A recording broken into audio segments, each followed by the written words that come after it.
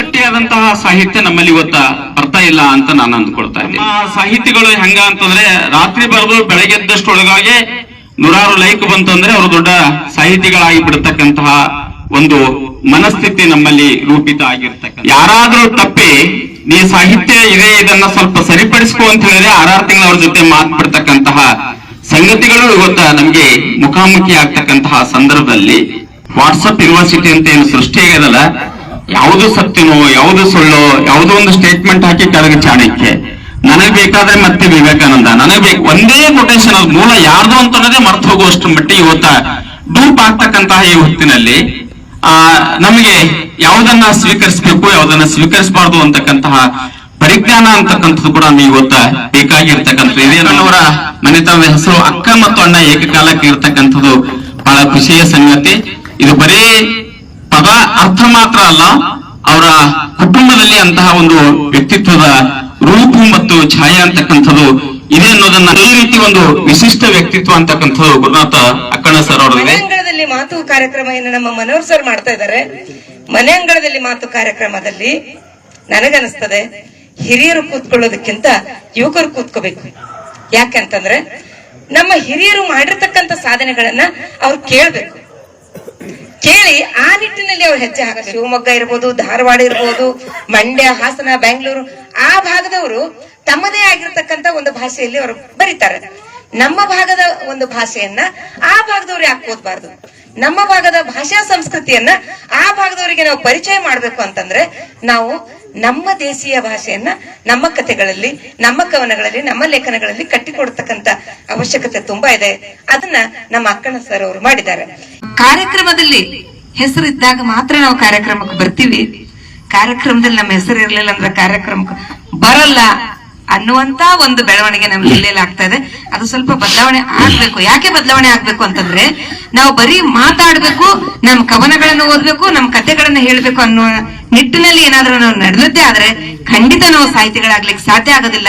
ಯಾಕಂದ್ರೆ ನಾವು ಹೇಳುವುದಕ್ಕಿಂತ ಕೇಳುವುದನ್ನ ಜಾಸ್ತಿ ಮಾಡಿದಾಗ ಮಾತ್ರ ಕಲೀಲಿಕ್ಕೆ ಸಾಧ್ಯ ಆಗ್ತದೆ. ಮುಂದಿನ ಜನಾಂಗ ಅಂತ ಏನಾದ್ರು ಇದ್ರೆ ಅವರಿಗೆ ಅಜ್ಜಿಯ ಕಥೆಗಳು ಗೊತ್ತಿರೋದಿಲ್ಲ, ಅವರಿಗೆ ಹಿಂದಿನ ಜಾನಪದ ಕಥೆ ಗೊತ್ತಿರಂಗಿಲ್ಲ. 2-3 ವರ್ಷ ಸರ್ವಿಸ್ ಅದ, ನನಗಿನ 55 ವರ್ಷ ಮೀರಿಲ್ಲ, ನಾನು 60 ವರ್ಷ ಬರ್ತೀನಿ. ಅಲ್ಲಿ ತಗ ನೀವು ಬದುಕಿರ್ತೀನಿ, ನಿಮ್ ಗ್ಯಾರಂಟಿ ಅಲ್ಲ. ಅಲ್ಲಿ ಬದುಕಿದ್ರೆ ಒಂದ್ ವೇಳೆ ಇದ್ರೆ ಮನುಷ್ಯ ಯಾವಾಗ್ಲೂ ಆಶಾ ಮನೋಭಾವನೆ ಇಟ್ಕೊಂಡು ಬದುಕ್ತಾನೆ. ನಾನು ಒಂದ್ ವೇಳೆ ಬದುಕಿದ್ರೆ ನೀವು ಮಾಡಟ್ರಿ. ಅವ್ರ ಮನೆ ಅಂಗಳದಲ್ಲಿ ಮಾತುಕತೆ ಮತ್ತೆ 4 ಸಲ ಕಂಡ ಅಂದ, ನಾನು ಮನೆನೂ ಇಲ್ಲ ಅಂಗಳನೂ ಇಲ್ಲ, ಕಿರಾಯಿ ಮನೆಗಿದ್ದೀವ್ರಿ. ಹಕ್ಕಿ ಹರವರ ಮನೆ ತನ್ನ ಮನೆ ಎಂಬಂತೆ ಇದು ಬೇರೆಯವ್ರ ಮನೆ ಅದ, ನಡ್ರಿ ಗೊತ್ತಂದ್ರೆ ನಡಿಬೇಕ.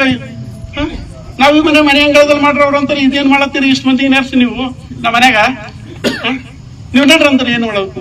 ಎಲ್ಲ ಕರೆಕ್ಟ್ ಅದಾರೆ ನೀವು ಅಂಬೋದು, ಆದ್ರೆ ನೀವು ಒಪ್ಕೋಬೇಕು.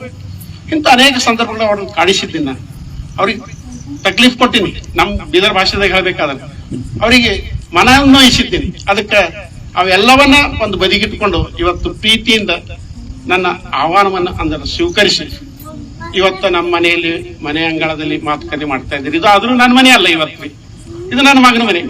ನನ್ನ ಮಗನ ಮನೆಯಲ್ಲಿ ಇವ್ರು ಮಾಡ್ತಾ ಇದ್ದಾರೆ ಕಾರ್ಯಕ್ರಮ. ನಾನು ಅತಿಥಿಯಾಗಿ ಬಂದೀನಿ. ಈಗ ನಾವು ವಾಪಸ್ ನಾವು ಹೋಗ್ಬೇಕಾಗ್ಯದ. ಜಾತಿ ಧರ್ಮವನ್ನು ನಾನು ಹೇಳ್ತಾ ಇದ್ದೀನಿ, ಭಾರತೀಯ ಮೂಲ ಪರಂಪರೆ, ಮಣ್ಣಿನ ಪರಂಪರೆ ಅಂತ ಹೇಳ್ತಾ ಇದ್ದೀನಿ. ಅದು ನಾನು ನನ್ನ ಕರ್ತವ್ಯ ಮಾಡ್ಬೇಕು. ತಂದೆ ತಾಯಿ ಋಣವನ್ನು ನಾವು ತೀರಿಸ್ಬೇಕು, ನಾವು ಹೋಗಿರ್ಬೇಕು. ಆದ್ರೆ ಇದು ನನ್ನ ಮಗನ ಮನೆಯಲ್ಲಿ ಇವತ್ತು ಕಾರ್ಯಕ್ರಮ ಮಾಡ್ತಾ ಇದ್ರೆ ಸಂತೋಷದ ನನಗೆ. ನಾನೊಬ್ಬ ಹಳ್ಳಿಯವ. ನನ್ನ ಕಥೆಗಳ ಮೂಲ ಕೇಂದ್ರ ಬಿಂದು ಹಳ್ಳಿ. ನಮ್ಮೂರು ಗೋರ್ಟಾದ ಬಗ್ಗೆ ಈಗಾಗಲೇ ಹೇಳಿದ್ರು. ಐತಿಹಾಸಿಕ ದಾಖಲೆಗಳನ್ನ ಹೊಂದಿರುವಂತ, ಇತಿಹಾಸವನ್ನು ಹೊಂದಿರುವಂತ ಒಂದು ಊರದ. ಇವತ್ತಿನವರೆಗೂ 11 ಶಾಸನಗಳು ನಮ್ಮ ಊರಾಗ ಲಭ್ಯ. ಅಂದ್ರ ನಾವು ಈ 7th ಇದ್ದಾಗ ಮತ್ತೊಬ್ಬರು ಹೇಳ್ತಿದ್ದ ವಿದ್ಯಾರ್ಥಿ ಏನ್ ಮಾಡಿದ್ರಪ್ಪ, ಒಂದು ನಾಟಕ ಬರ್ದ. ನಾಟಕ ಬರಿತಾ ಇದ್ದೆ ನೀನು? ನಾ ನಾಟಕ ಬರಿತಾ ಇದ್ದೆ ನೋಡ್ರಿ. ಒಂದು ಏನ್ ಬರ್ತಾನ ನೋಡ್ರಿ, ಅವು ಓದ್ ಹೇಳೋನಿ ಅಂತ ಹೇಳ್ತೇವೆ. ಅವ ಅಲ್ಲಿಗೆ ಬಿಟ್ಬಿಟ್ಟನು. ನಾ ಏನ್ ಮಾಡ್ತೇವೆ, ಇವಕ್ಕಿಂತ ನಾನೇ ಮೊದಲು ಬರಿಬೇಕಂತೇಳಿ ಒಂದು ಮಿತ್ರ ದ್ರೋಹ ಅಂತ ಒಂದು ನಾಟಕ ಕತಿ ಬರಿತಾನ. ಭಾಳ ಚಂದ ಬರಿತಾನ ಕತಿ, ಪ್ರೇಮ ಪ್ರೀತಿ ಬಗ್ಗೆ ಬರಿತಾನ. ಏನು ಸುರ ಆಯ್ತಪ್ಪ ಇವ್ರು, ಇವನಿಗೆ ಮದುವೆ ಮಾಡ್ಬಿಡ್ಬೇಕು. ಇವ ಇಲ್ಲ ಬಿಟ್ಟು ಆಯ್ತಾನ. ಆಕೆ ನಮ್ಮ ಬಗ್ಗೆ ನಮ್ ಕಂಡಿದ್ರು ಮದುವೆ ಮಾಡಿ, ಆಕೆ ನಾನು ಮದುವೆ ಆದ್ಮೇಲೆ 25 ವರ್ಷ ಬದುಕ ಮಕ್ಕಳು ಮರಿ ಮಕ್ಕಳು ಆಡಿಸಲಕ್ಕಿ. ಆದ್ರೂ ಆಕೆ ನಂಬಕ್ಕಿ ಮದುವೆ ಮಾಡ್ಬಿಡ್ರಿ, ಮದುವೆ ಮಾಡ್ಬಿಡ್ರಿ. ಈಗ ಇವತ್ತೇ ಬಂತದ, ಈಗ ನಂಬರ್ ಇವ್ರದೇ. ಇವರಪ್ಪ ಬುಲೆಟ್ ಮೇಲೆ ಓಡಾಡ ಮನುಷ್ಯ. ಬೀದರ್ ಡಿಸ್ಟ್ರಿಕ್ಟ್ದಾಗ 3ನೇ ನಂಬರ್ ಅವ್ರು ಬುಲೆಟ್ ಅದ. ಅವ್ರು ಅಷ್ಟು ಇದು ಅವ್ರು ನಡೆದಂತ ಮನೆ ಆರ್ಸಿಸ್ ಮನೆ ತಾಗೆ ಅದಕ್ಕೆ ನಮ್ ದೋಸ್ತರೆಲ್ಲ ಬಂದವ್ರು ಅಂತೀರಿ, ಅಕ್ಕಣ ನಿನ್ಗೆ ಎಂತದ್ದು ಸಿಕ್ಕದು ಪಂಚಾಯತ್ ನಿಮ್ ಅತ್ತಿಮಾವನ ಮನೆ ಅಂತೀರಿ.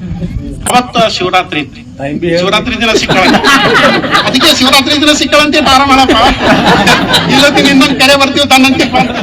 ನಮ್ ತಂದೆಯವ್ರು ಒಂದ್ಸಲ ಬಸ್ಸಿನಾಗ ಹೋಗ್ತಾ ಇದ್ರಿಗೆ ಸಹವರ್ತಿಗಳೊಬ್ರು ಅದು ಬಿ ಘಟನೆ ಹೇಳ್ಬೇಕಲ್ಲ, ಸಹವರ್ತಿಗಳು ಏನು ಕೇಳಿದ್ರಂತ, ಏನ್ರಿ ಮತ್ತ ನಿಮ್ ಮಗ ಸೊಸಿ ಮತ್ತ ಮದುವೆ ಆಗಲಿಕ್ಕೆ ಒಂದೇ ಕಡೆ ಇರ್ತೀರ, ಹಾಸ್ಟೆಲ್ದಾಗ ಇರ್ತೀರ ಅಂತ ಕೇಳ್ತಾರೆ. ಇವರು ಮೊದಲೇ ವಿಶ್ವಾಮಿತ್ರನ ಅವತಾರದ ಅವ್ರಿಗೆ ಸಿಟ್ಟು ಅಂದ್ರೆ ಭಯಂಕರ ಬರ್ತದೆ, ಮಣ ಸಿಟ್ಟು ಬರೋದವ್ರು. ಅವ್ರು ಅಂತವ್ರಿಗೆ ಬಹಳ ಸಿಟ್ಟು ಬಂತು. ಅವ್ರು ಹೇಳಿದ್ರು ಬಂದು ಮರುದಿನ ನೀ ಕತ್ತಿ ಬರೆಯೋದು ಬೇಡ, ನೀ ಕಾದಂಬರಿ ಬರೆಯೋದು ಬೇಡ, ಸುಮ್ಮನೆ ನೌಕರಿ ಮಾಡ್ಕೊಂಡಿರು, ಯಾವ ಲಪಡದಾಗ ಹೋಗೋದು ಬೇಡ, ಏನ್ರ ಅದು ನಾವು ಗರಿಬಿರಿದ್ದೀವಿ. ಇವ್ರು ಯಾಕಂದ್ರೆ ಚಾಂಪಿಯನ್ ಬಂದಿರಿ ಇವ್ರು ಎಲ್ಲಿ ಕೂಡಿಸ್ಬೇಕು ಯಾರಿಗೆ ಕೂಡಿಸ್ಬೇಕಂತ ಅನ್ನೋದು ಗೊತ್ತಿತ್ತು. ಈಗ ನಮ್ಮೇನ್ ಬೆಳೆ ಹತ್ರ ಮತ್ತೆ ನಮ್ಗೆ ಎಲ್ಲಿ ಕೂಡಿಸ್ತಾರೆ ಗೊತ್ತಿಲ್ಲ. ಅಧ್ಯಕ್ಷ ಬಲ್ಲೆ ಮಾತಾಡಂದ್ರು ಅಂದ್ರೆ ನಮ್ ದೇವೇಂದ್ರ ಕರಂಜೆ ನನ್ನ ಆತ್ಮೀಯರು. ಅವ್ರ ಮಾತು ಫೋನ್ ಎತ್ತರಿ ಎಲ್ಲಿ ಬಿ ಬಿಟ್ಟಿದ್ರು ಅಧ್ಯಕ್ಷರೇ ಅಂತ ಮಾತಾಡೋದು. ಮತ್ತೆ ಯೋಗೇಂದ್ರ ಯದ್ಲಾಪುರಿ ಅವ್ರು ನೀನು ಅಧ್ಯಕ್ಷ ನಾಂತೀನಿ, ಅಧ್ಯಕ್ಷ ಬಿಟ್ಟು ಬಹಳ ದಿವಸ ಇಲ್ರಿ, ನಮ್ಗೆ ನೀವು ಪರ್ಮನೆಂಟ್ ಮುಖ್ಯಮಂತ್ರಿ ಚಂದ್ರ ಇದ್ದಂಗಿದ್ರಿ, ನೀವೇ ಅಧ್ಯಕ್ಷರಿ. ಧನ್ಯವಾದಗಳು ಸರ್. ಅಕ್ಕ ನಿಮಗ 100 ಕೋಟಿ ಸಲಾಮ್ ಹೇಳಿದ್ರು ಭಾಳ ಕಮ್ಮ ಅದ. ಹೆಂಗ್ ತಾಳಿರಿ ಇವ್ರಿಗೆ ಈ ವರ್ಷ ಜಿಲ್ಲಾ ಮತ್ತು ತಾಲೂಕಾ ಕನ್ನಡ ಸಾಹಿತ್ಯ ಪರಿಷತ್ತು ಬೀದರ್ ಅವರು ಇವತ್ತಿನ ಈ ಮನೆಯಂಗಳದಲ್ಲಿ ಮಾತು ಅಮೃತ ಮಹೋತ್ಸವದ ಕಾರ್ಯಕ್ರಮವನ್ನು ನಮ್ಮ ಮನೆಯಲ್ಲಿ ಏರ್ಪಡಿಸಿದ್ದಾರೆ. ಆ ಕಾರ್ಯಕ್ರಮದ ಉದ್ಘಾಟಕರಾಗಿ ಮತ್ತು ಆತ್ಮೀಯರಾದಂಥ ಶ್ರೀ ಡಾಕ್ಟರ್ ಬಸವರಾಜ್ ಬಲ್ಲೂರ್ ಅವರು ಆಗಮಿಸಿದ್ದಾರೆ.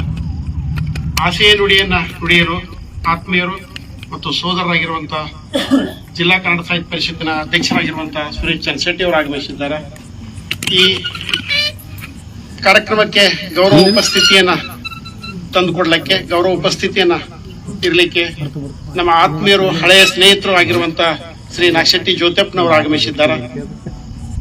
ಅದೇ ರೀತಿ ಈ ಕಾರ್ಯಕ್ರಮದಲ್ಲಿ ನನ್ನೊಂದಿಗೆ ಸಂವಾದ ಮಾಡಲು ನಮ್ಮ ಹಿರಿಯ ಸಹೋದರಿಯಾದಂತಹ ಶ್ರೀಮತಿ ಪಾರ್ವತಿ ಸೋನಾರಿ ಅವರು ಬಂದಿದ್ದಾರೆ. ಹಾಗೆ ಹಿರಿಯರು ಮತ್ತು ನಮ್ಮ ಆತ್ಮೀಯ ಗೆಳೆಯರಾಗಿರುವಂತಹ ಶಿವಕುಮಾರ್ ಕಟ್ಟೆ ಅವರು ಬಂದಿದ್ದಾರೆ.